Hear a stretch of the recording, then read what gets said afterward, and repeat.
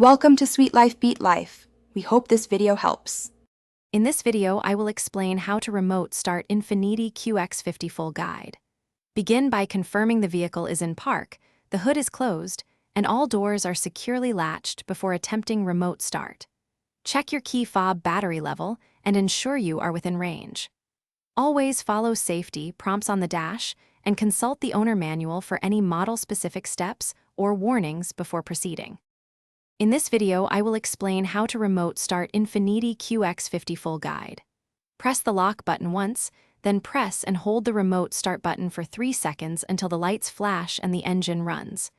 If the vehicle fails to start, step back and confirm the hood is closed, the car is in park, and there are no warning lights. Replace the fob battery if signals are weak or intermittent. In this video, I will explain how to remote start Infiniti QX50 full guide.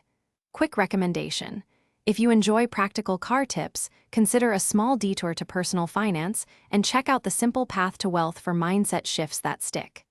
If you are finding this useful, please subscribe and like, and check the description for the link and other deals. Thank you for the support. Now let's get back to the video. In this video, I will explain how to remote start Infiniti QX50 full guide. Open the manufacturer app, sign in, and select Remote Start after confirming vehicle pairing and permissions.